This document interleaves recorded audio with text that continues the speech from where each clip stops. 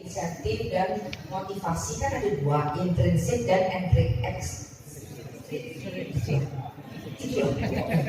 Dari dalam dan dari luar. Ingat, yang dari luar itu jangan kemudian menjadi tujuan yang segala-galanya. Artinya apa? Kalau mikirnya cuma duit, akhirnya konsentrasi buyar. Karena banyak pengalaman atlet-atlet bahkan level nasional yang kemudian dia mendapat hadiah uang miliaran, kemudian dia tidak tahu mau menggunakannya sebagai apa dan akhirnya kacau hidupnya. Ya, iya. Ingat, mengalahkan diri sendiri jauh lebih. Berjuang di Porprov 12 tahun 2019 di Prakumule ya. Oleh karena itu pemerintah Kabupaten Muara ini melalui dana hibah KONI telah menyiapkan alokasi anggaran lebih kurang 4 miliar itu untuk bonus atlet.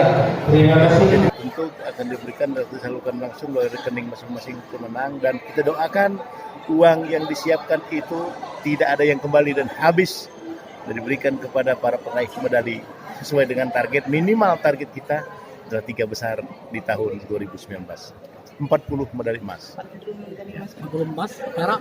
Tidak itu pertama fisik mental ya. Jadi ada persiapan kita berkaitan dengan masalah fisik. Kita sudah melatih para atlet untuk senantiasa menyiapkan diri, kesehatan, fisik, dan mereka sudah kita bekali dengan latih tanding misalnya kemana-mana mengikuti kejuaraan-kejuaraan berbagai cabur di berbagai daerah sudah kita lakukan dalam rangka persiapan untuk Porprov. Kemudian mental, hari ini adalah bentuk kita mendorong motivasi para atlet agar mentalnya harus siap gitu kan, dengan melalui motivator yang disampaikan oleh Ibu dari Palembang tadi, dengan harapan anak-anak termotivasi untuk tidak kalah sebelum bertanding, ada semangat terus untuk berjuang memperoleh medali emas sebanyak mungkin.